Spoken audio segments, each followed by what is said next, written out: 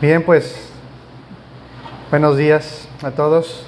Ya nos saludamos y pues antes de comenzar vamos a hacer una oración, ¿sale? Padre, te damos gracias por este día. Gracias por permitirnos llegar hasta esta amada iglesia que se reúne fielmente cada domingo para escuchar tu palabra, para aprender más de ti y para aprender acerca de tu voluntad. Yo te ruego por ellos, Señor, para que tú les bendigas, que su confianza, que su ánimo estén siempre puestos en ti, en el autor y consumador de nuestra fe. Te ruego, Señor, por aquellos que el día de hoy no pudieron estar aquí, para que tú les bendigas, Señor, y si hay algún enfermo entre ellos, te ruego, Señor, que tú les sanes conforme a tu voluntad. Ahora, Señor, te pido que tú nos guíes en este estudio, que nos ayudes a comprender acerca de la persona del Espíritu Santo y que eso que aprendemos, Señor, podamos mostrarlo y enseñarlo a otras personas, pero también podamos vivirlo. Te ruego, Señor, que tú me ayudes en este estudio y que cada palabra, Señor, sea dirigida por tu Santo Espíritu. Te damos gracias en el nombre de Jesús. Amén. Bien, hermanas y hermanos, pues estamos en el estudio de la pneumatología, la doctrina del Espíritu Santo. Y estamos en la lección número 2. La semana pasada estábamos viendo la lección 1, que se trató acerca de el mundo espiritual, ¿no? Cómo es que la palabra espíritu se ocupa en diferentes contextos de diferentes maneras. No siempre espíritu se refiere al Espíritu Santo. También puede referirse al aire, puede referirse también a demonios, puede referirse también a vida. Y bueno, nada más como introducción. Ustedes vieron también el significado en hebreo y el significado en griego. En hebreo es el ruaj y en griego es pneuma o neuma. Muchos lo conocíamos como neuma, pero la pronunciación correcta es pneuma. De ahí que este estudio se llame pneumatología, la doctrina del Espíritu Santo, el estudio sobre el Espíritu Santo. Y bien, también veíamos y hacíamos un recordatorio acerca de las características del Espíritu, que no tiene limitaciones, que se puede relacionar y no se ve afectado por la muerte. El día de hoy vamos a ver la lección 2, que tiene como título La naturaleza del Espíritu Santo. Es decir, ¿quién es el Espíritu Santo? Me gustaría, antes de empezar, que ustedes me dijeran ¿quién es el Espíritu Santo? Hermano Héctor, ¿quién es el Espíritu Santo? Bueno, el Espíritu Santo es la tercera persona de la Trinidad. Ok, es la tercera persona de la Trinidad. Muy bien. Onam, ¿qué idea tienes del Espíritu Santo? Y recuerden que hago preguntas solamente para estimular, dijera el pastor Carlos, para crear en ustedes la cosquilla, dice, ¿no? Entonces, ¿quién es el Espíritu Santo? ¿Qué idea tienes del Espíritu Santo?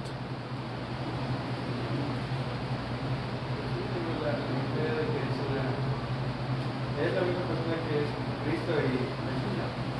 Bueno, es la misma persona que Cristo y el Señor. Bueno, vamos a ver. Recuerdan que hace unas semanas veíamos cristología, ¿no? Y la cristología es la doctrina fundamental del cristianismo. Pero en nuestra época vivimos en un cristianismo segmentado, pero también desgraciadamente vivimos en una ignorancia. Y específicamente en el área neopentecostal o carismática es donde se hace un abuso excesivo de la doctrina del Espíritu Santo. Y al hacer ese abuso excesivo, pues caen en un montón de errores, ¿no? ¿Qué se dice del Espíritu Santo en las iglesias carismáticas? Bueno, se le da una preeminencia, claro que la tiene porque es Dios, pero en la Biblia no encontramos que tengamos que adorar, orar, que tengamos que invocar el Espíritu de Dios. Por el contrario, Cristo dijo que el Espíritu le iba a traer, le iba a dar gloria, iba a hacer que los hijos de Dios le dieran gloria a Cristo.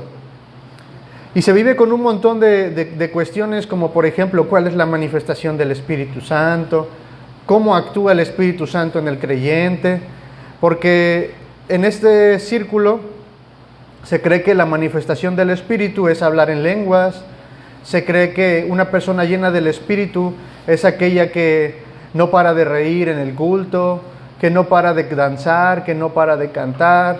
Es aquella persona que todo el tiempo está haciendo guerra espiritual, según ellos la entienden. Entonces hay mucha confusión acerca de esto y desgraciadamente nos guiamos más por dogmas de la denominación que por lo que dice la Biblia. Y es por eso que actualmente la doctrina del Espíritu Santo es fundamental para el creyente. Es de conocimiento fundamental para el creyente. Y bueno, vamos a leer un pasaje que va a aparecer en pantalla. Lo vamos a leer todos juntos. Espero que se vea. ¿Sí se nota por ahí? Bien, vamos a leerlo. Porque el Señor es el Espíritu, y donde está el Espíritu del Señor, allí hay libertad. Fíjense que este pasaje es un pasaje que también se ocupa mucho en el área carismática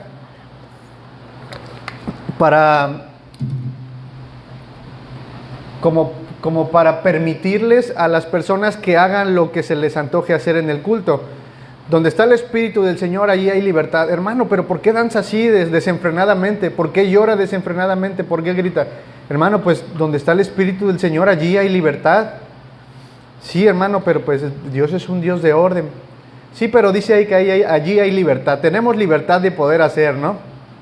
Y es un mal entendimiento y una mala interpretación de este pasaje. Pero vamos a ver, ¿quién es el Espíritu Santo? ¿Cuál es la naturaleza del Espíritu Santo? En primer lugar, el Espíritu Santo es un ser personal. Esto ya lo hemos visto muchas veces, pero es necesario que quede reafirmado, que quede firme. ¿Han escuchado ustedes hablar a los testigos de Jehová? ¿Qué opinan acerca del Espíritu de Dios?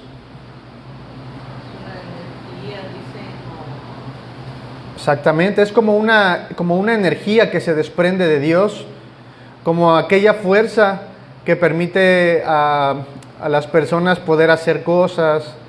O sea, es un ser impersonal, es como si fuese una fuerza. Pero la Biblia no enseña eso.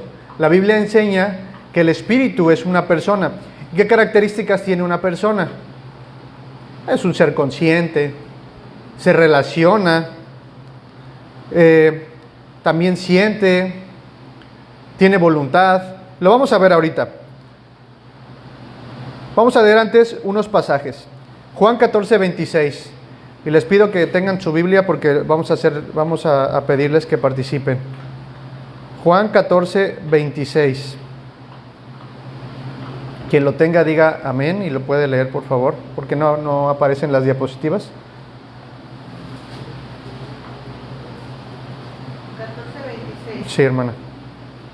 Mas el Consolador, el Espíritu Santo, a quien el Padre enviará en mi nombre, Él os enseñará todas las cosas y os recordará todo lo que yo os he dicho. Bueno, ahí tenemos un pasaje. Nos recordará, nos enseñará. Juan 15, 26. Amén.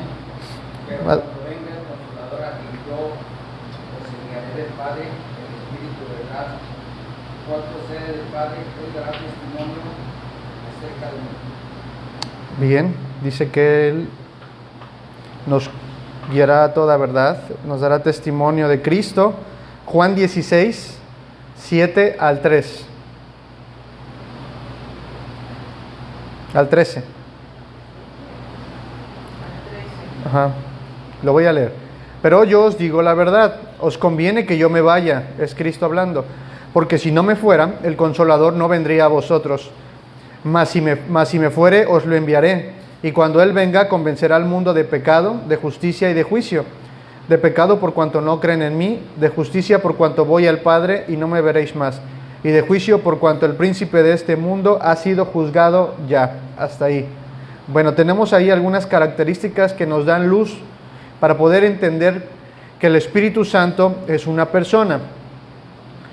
¿Y qué cosas nos hacen entender o nos muestran que el Espíritu Santo es una persona? Porque como ya dije, una persona como usted y yo tenemos la capacidad de relacionarnos, tenemos inteligencia, tenemos emociones. Bueno, el Espíritu Santo también posee esas cosas. El inciso A dice que el Espíritu Santo es una persona porque posee intelecto. Y el intelecto es esa capacidad que tenemos para poder pensar, aprender, conocer. Primera de Corintios 2, 6, 13. Si lo tiene mi esposa. Primera de Corintios 2, 6 al 13. Sin embargo, hablamos sabiduría entre los que han alcanzado madurez, y sabiduría no de este siglo ni de los príncipes de este siglo que perecen. Mas hablamos sabiduría de Dios en misterio, la sabiduría oculta, la cual predestinó antes de los siglos para nuestra gloria. Lo que ninguno de los príncipes de este siglo conoció, porque si lo hubieran conocido, nunca habrían crucificado al Señor de gloria. Antes bien, como está escrito, cosas que ojo no vio, ni oído oyó, ni han subido en corazón de hombre, no son las que Dios ha preparado para los que le aman. Pero Dios nos las reveló a nosotros por el Espíritu, porque el Espíritu todo lo escudriña aún lo profundo de Dios. Porque ¿quién de los hombres sabe las cosas del hombre, sino el Espíritu del hombre que está en él? Así tampoco nadie conoció las cosas de Dios, sino el Espíritu de Dios. Hasta ahí está bien. Ok. ¿Qué característica que acabo de mencionar observan ahí? ¿En qué versículo? Chequen el 11. Dice, porque ¿quién de los hombres sabe las cosas del hombre, sino el Espíritu del hombre que está en él? O sea, nadie sabe qué estoy pensando ahorita en este momento, solamente yo sé lo que estoy pensando. Así tampoco nadie conoció las cosas de Dios. ¿Quién conoce las cosas de Dios? Solamente Dios, en este caso en la persona del Espíritu Santo. El Espíritu Santo conoce las cosas de Dios. Eso nos habla de que el Espíritu Santo tiene intelecto, porque Él sabe las cosas de Dios.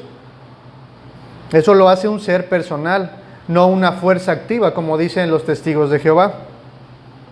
Ahora, ¿qué otra característica tiene un ser personal? Bueno, tiene sensibilidad. ¿Cuántos aquí son sensibles? Son chillones. Vamos a ver Efesios 4:30. ¿Onam? Efesios 4:30.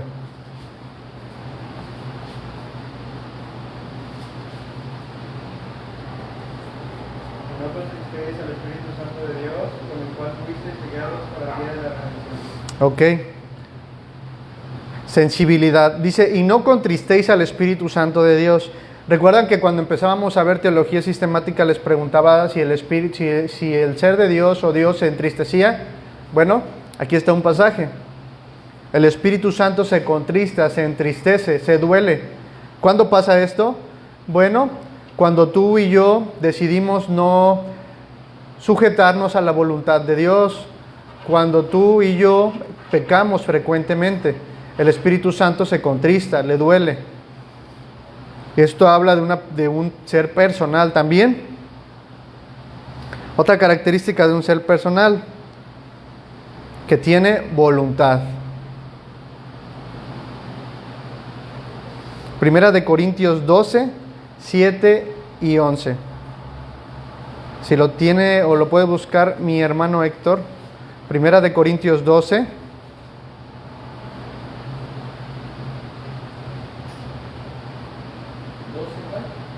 12, 7 al 11.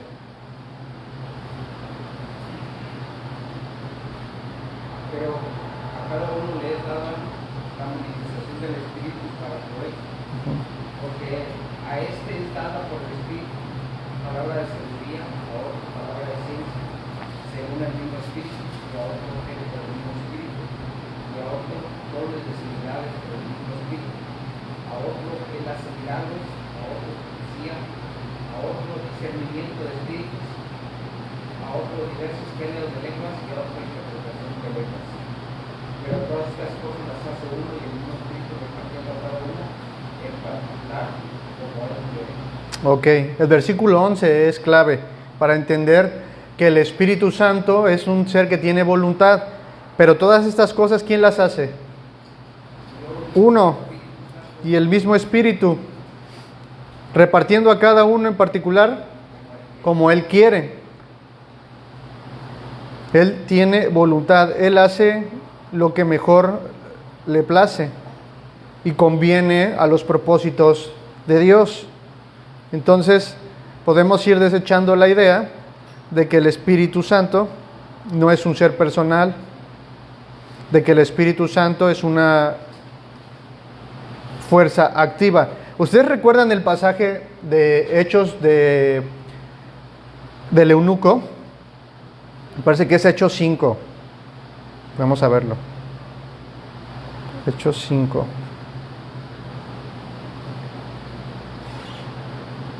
No. Bueno, no lo tengo aquí a la mano, pero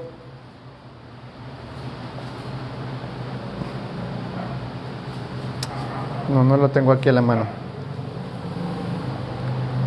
Pero bueno, al igual que el Señor Jesucristo, recuerdan que decía que el Espíritu lo llevaba o lo arrebataba. Es en Hechos 8. 8. 8:26 de Felipe y el Sí, hermano. ¿Lo tiene ahí? Ujú. es 8:26. Dice el 26, un ángel del Señor le habló a Felipe diciendo, levántate y ve hacia el sur por el camino que desciende de Jerusalén a Gaza, el cual es desierto. Entonces él se levantó y fue, bueno, no sé. Es el 39. Ok. 39. Cuando subieron del agua, el Espíritu del Señor arrebató a Felipe y el eunuco no le vio más y siguió gozoso su camino. Ok, ahí también en ese pasaje podemos ver el actuar del Espíritu. Lo mismo pasó con el Señor Jesucristo. Dice que fue llevado por el desierto,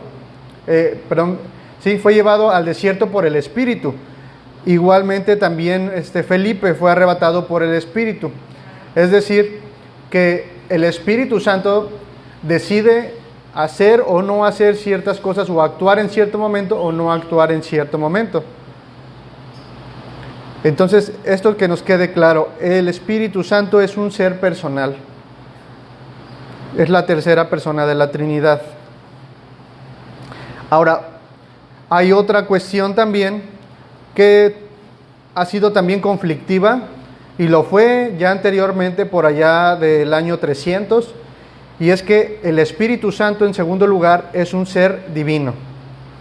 Vamos a ver Hechos 5, 1 y 4.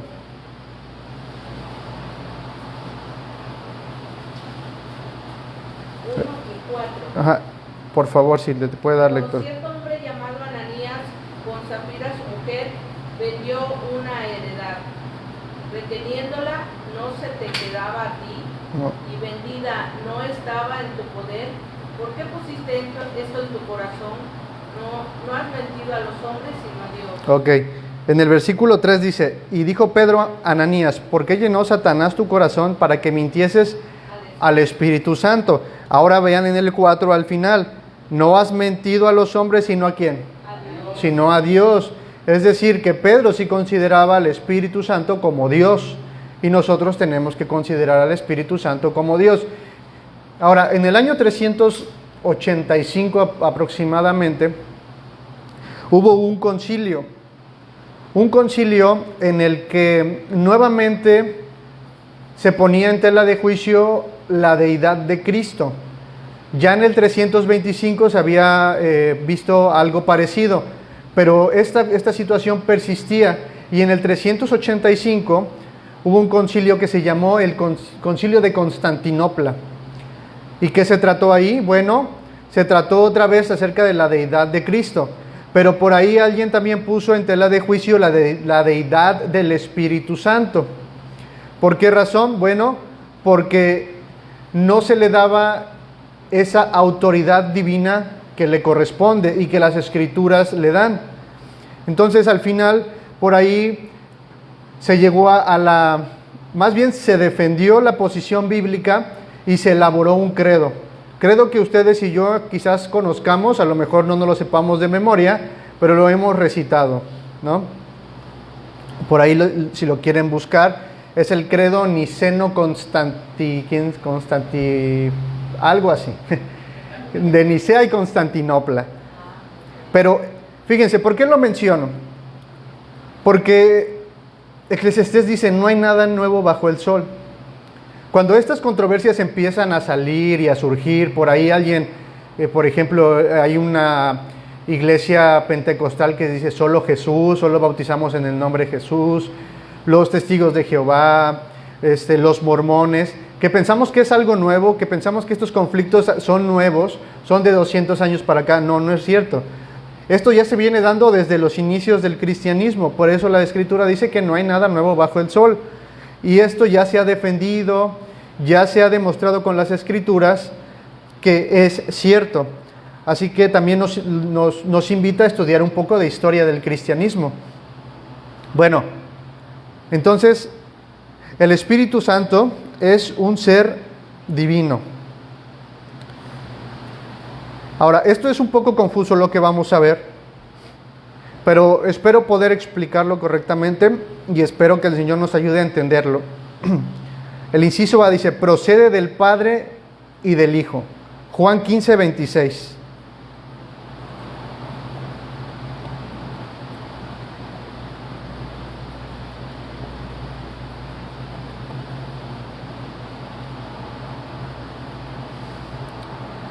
Dice, pero cuando venga el Consolador, a quien yo os enviaré del Padre, el Espíritu de verdad, el cual procede del Padre, Él dará testimonio acerca de mí.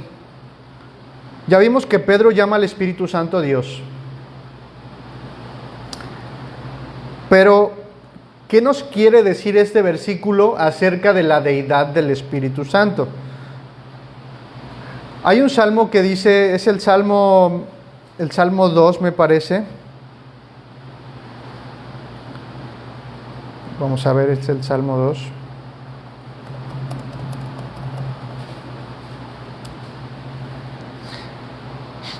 Salmo 2 dice el versículo 7, yo publicaré el decreto, el Señor me ha dicho, mi hijo eres tú, yo te engendré hoy.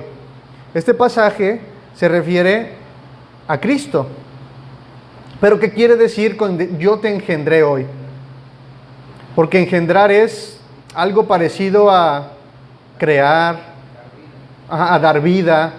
Y pareciera que este pasaje nos está diciendo que Dios en algún momento le dio vida a Cristo. Pero fíjense, yo te engendré hoy. Esa frase nos habla de un presente continuo. ¿Y qué nos quiere decir? Bueno, yo te engendré hoy habla de una relación que siempre han tenido Cristo y Dios el Padre, lo cual nos permite entender que tanto Dios el Padre como Dios el Hijo han existido siempre en esta relación eterna. Ahora, acerca del Espíritu Santo, el pasaje que mencioné, Juan 15, 26, pero cuando venga el Consolador, a quien yo os enviaré del Padre, el Espíritu de verdad, el cual procede del Padre.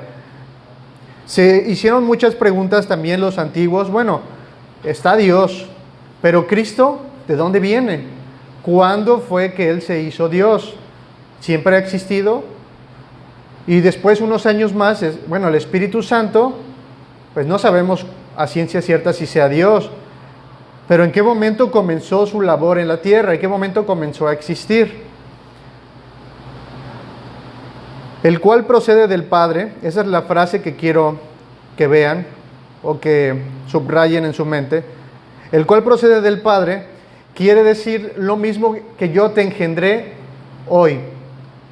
El cual procede del Padre quiere decir que igualmente que el Hijo, el Espíritu Santo, ha tenido una relación eterna.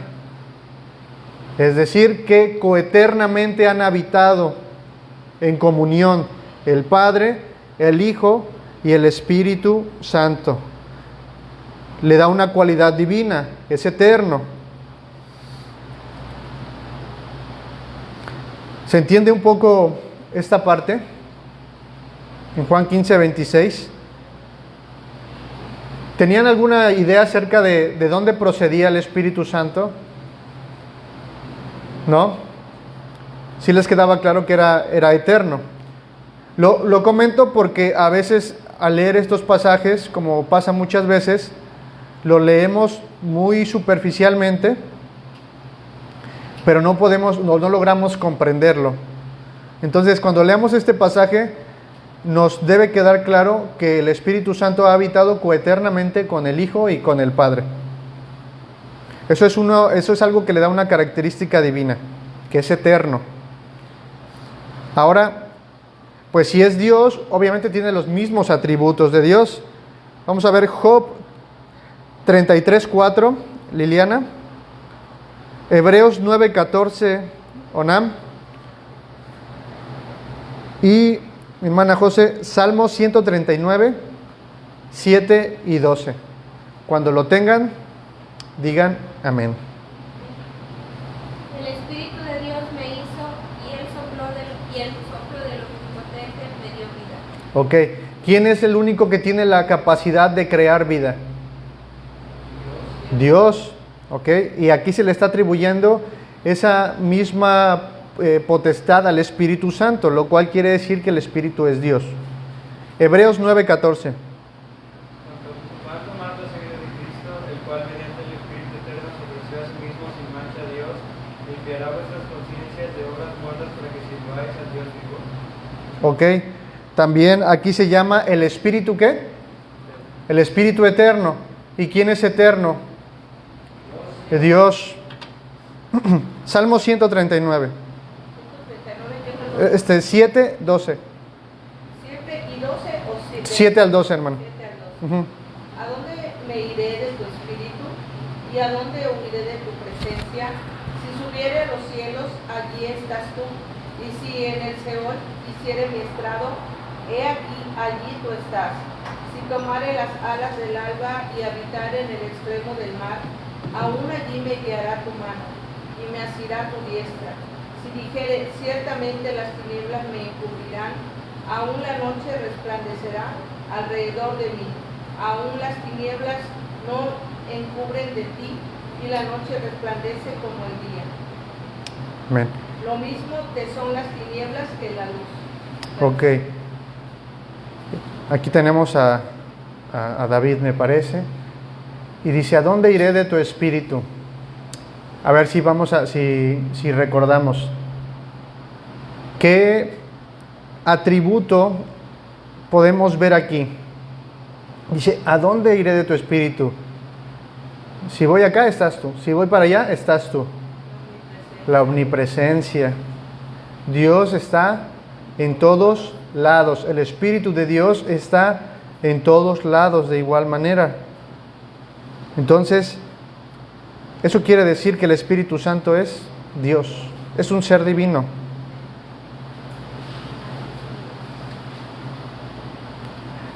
¿Alguna duda, hermanas, hasta aquí?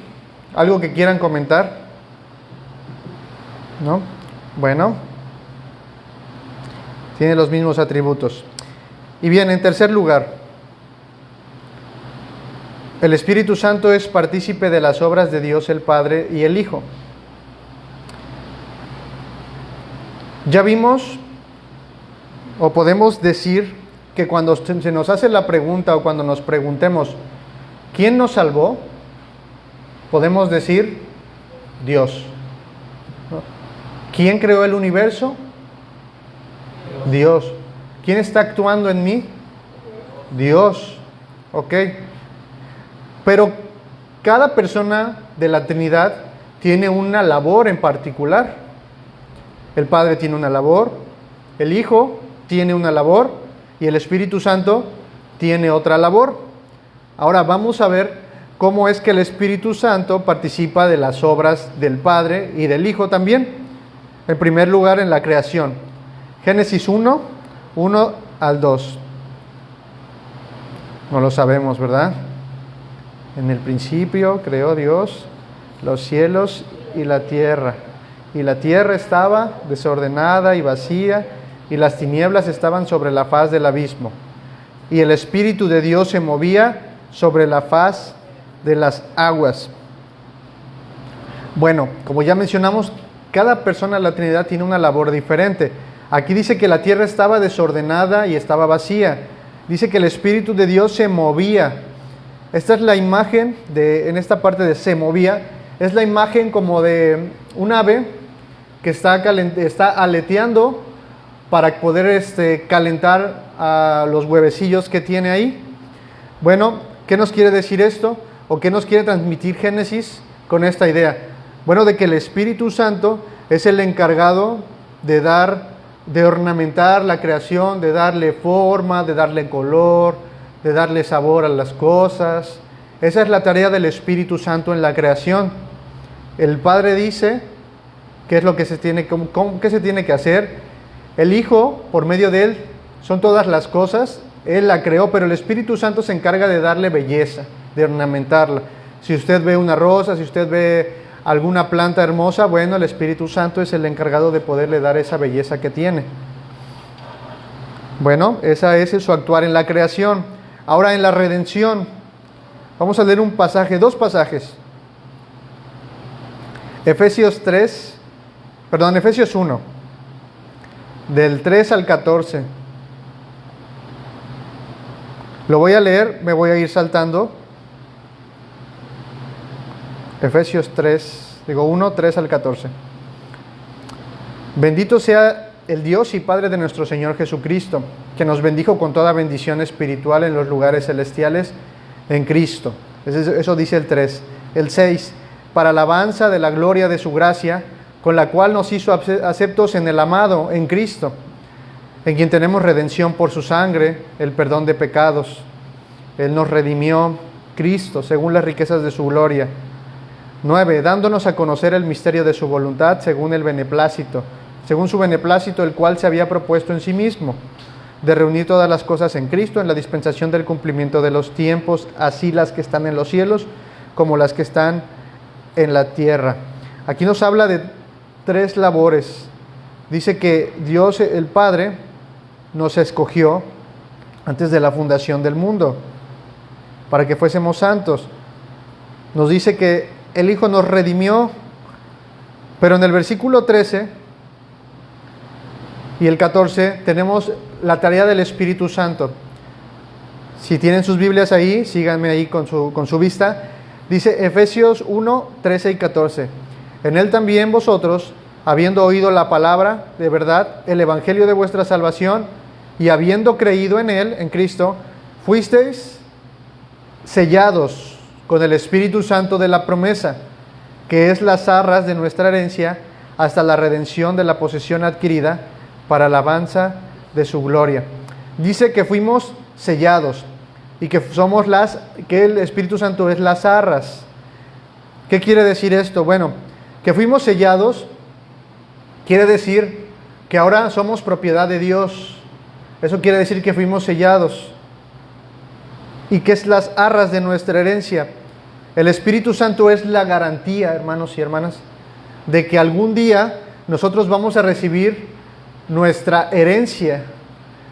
Por lo tanto, temporalmente tenemos al Espíritu de Dios habitando en nosotros como garantía de que hemos de recibir aquello que nos corresponde.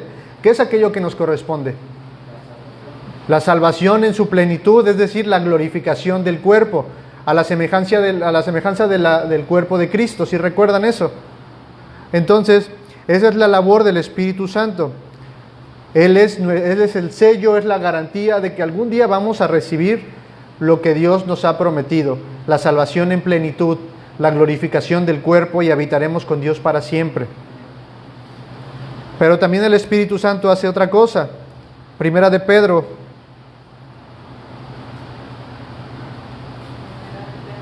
1 y 2. Sí. Pedro, apóstol de Jesucristo, a los expatriados de la dispersión en el Ponto, Galacia, Capadocia, Asia y Bitinia, elegidos según la presciencia de Dios Padre en santificación del Espíritu, para obedecer y ser rociados con la sangre de Jesucristo. Gracia y paz os sean multiplicadas. Santificación.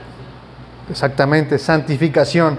Este versículo también es importante, de hecho en algún momento lo deberíamos de memorizar, porque nos habla acerca de la labor de la Trinidad. El versículo 2 dice, elegidos según la presciencia de Dios. ¿Quién nos eligió? Dios, el Padre. ¿Quién nos santifica?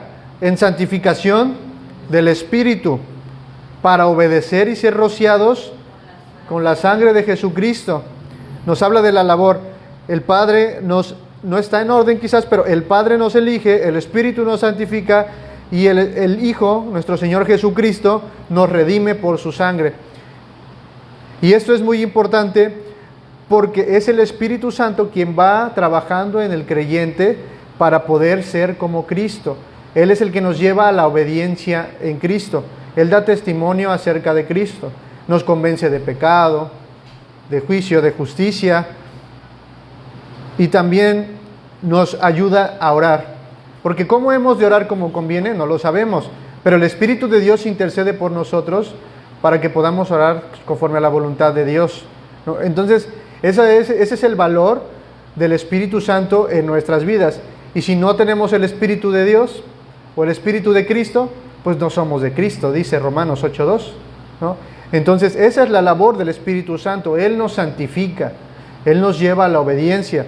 Pero como ya dijimos en algún momento, si nosotros no ocupamos los medios establecidos por Dios, por su Espíritu, para poder santificarnos, entonces no esperemos que esto ocurra por arte de magia. ¿Cuáles son los dos elementos que tiene el cristiano o el creyente para santificarse? Número 1, importante, el Espíritu Santo. Número 2, la palabra, porque es la palabra del Espíritu, es la espada del Espíritu. Entonces, un creyente no se va a santificar nunca si no echa mano de esta herramienta que es la palabra y la espada del Espíritu. No pensemos que va a ocurrir por arte de magia. Entonces como alguien dijera, ahí bueno, tengo al Espíritu de Dios, Él me va a guiar, Él me va a decir qué hacer, o pensaba escuchar su voz audiblemente.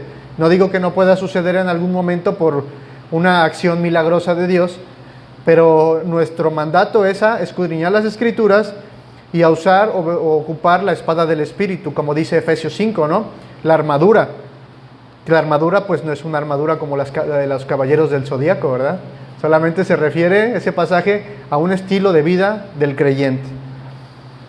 Bueno, esa es la labor, una de las labores del Espíritu Santo en el creyente, nos santifica. Ahora, Romanos 8:1, el inciso C, dice que también nos permite tener comunión, la comunión del creyente. Romanos 8:1.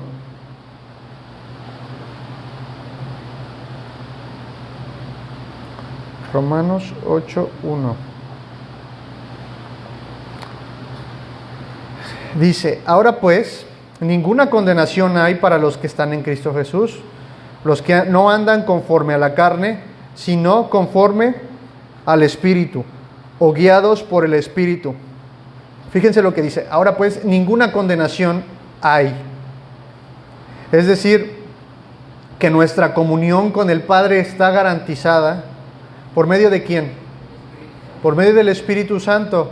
Nuestra comunión con el Hijo está garantizada por medio del Espíritu de Cristo, por medio del Espíritu Santo. Esa es otra de las labores que desempeña el Espíritu Santo. Lo que ya dije, nos ayuda a orar, intercede por nosotros también ante el Padre, nos santifica y muchas otras cosas. Pero en este caso nos permite tener comunión. De la salvación, de la Sí. santificación, no hay un orden. Sí, ¿Cómo, hermana? No. sí. Es que ahorita estoy escuchando esto. Ah, ya. Por ejemplo, alguien que, bueno, pues que no viene a la iglesia, quizás ha escuchado muy poco el Evangelio, Uh-huh. pero empieza a tener interés. Es ahí donde está actuando ya el Espíritu Santo. Sí, de hecho eso lo vamos a ver la próxima clase, pero vamos a explicar un poco. El Espíritu de Dios actúa en una persona sin la necesidad de habitar en esa persona. Se conoce como un proceso de iluminación, ¿no? Por ejemplo, aquí llega una persona que la invitaron, no quería venir, pero llega. Y empezamos a enseñar o empiezan a enseñar quien sea que esté enseñando. Él ya está teniendo contacto con la palabra del Espíritu, ya está siendo iluminado. Ahora, esta persona se va y se queda pensando, se queda reflexionando. Obviamente también tiene que existir ahí una predicación fiel de la palabra y la predicación del Evangelio. Empieza esto a actuar en su mente, empieza a iluminarse un poco y vuelve por curiosidad, ¿no? Y es de esa manera que esta persona, por medio de este proceso de iluminación, se va acercando poco a poco. Y cuando esta persona llega y cree, entonces recibe el Espíritu Santo. Y es ahí que ya el Espíritu Santo comienza a trabajar en él. Comienza a convencerlo de pecado, comienza a formar en él nuevos afectos que no tenía. De repente alguien se va a encontrar como, bueno, ¿por qué quiero ir a la iglesia? ¿Por qué hoy me sentí mal al decir esta palabra? ¿No? Cosas como esa.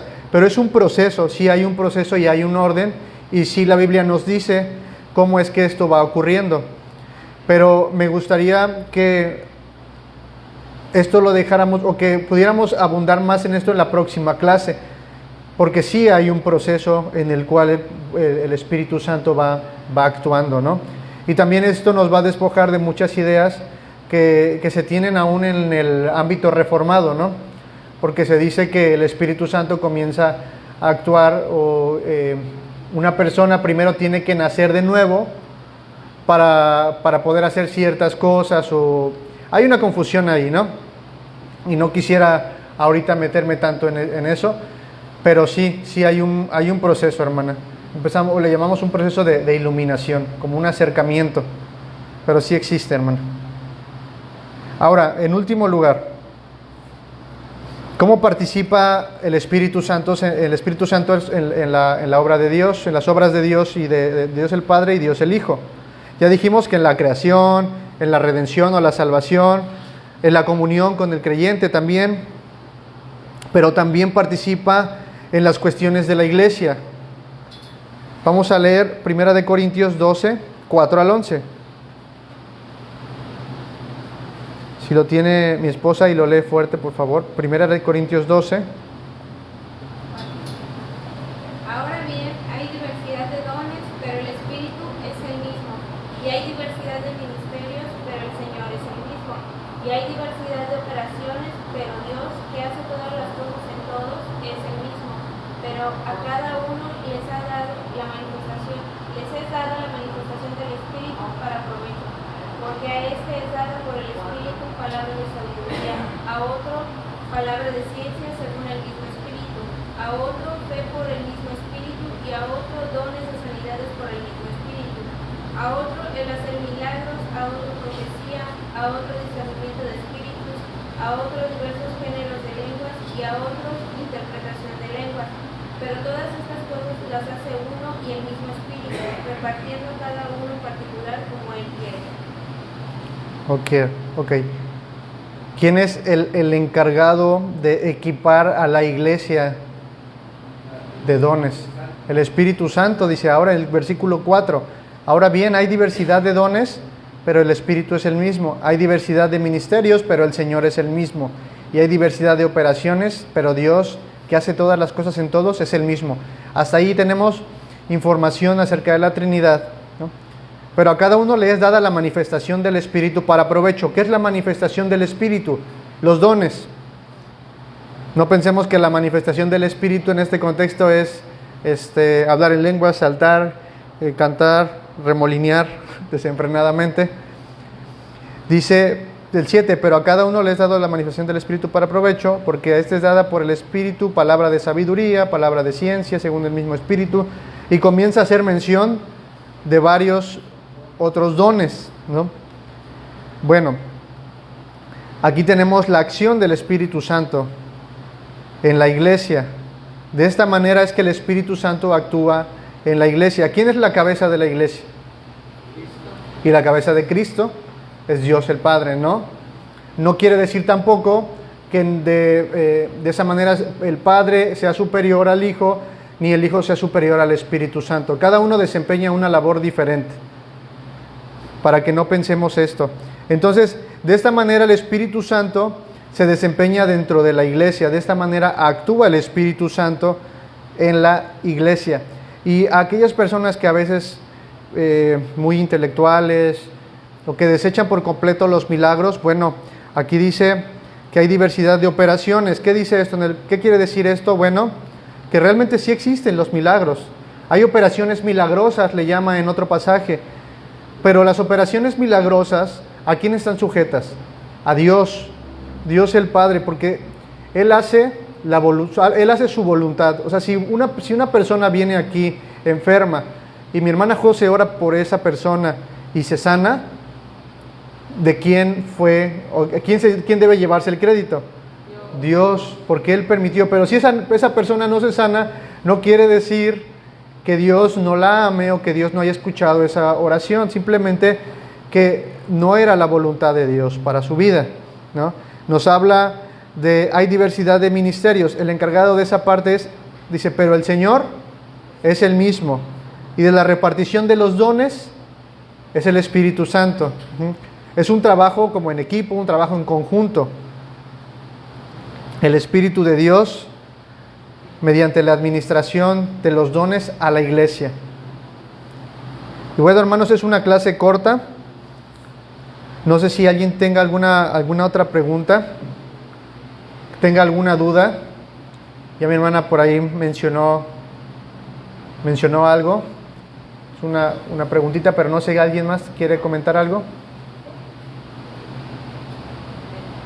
Yo sé, hermano, pero de todo lo hago acá. Sí, fuera de cámaras.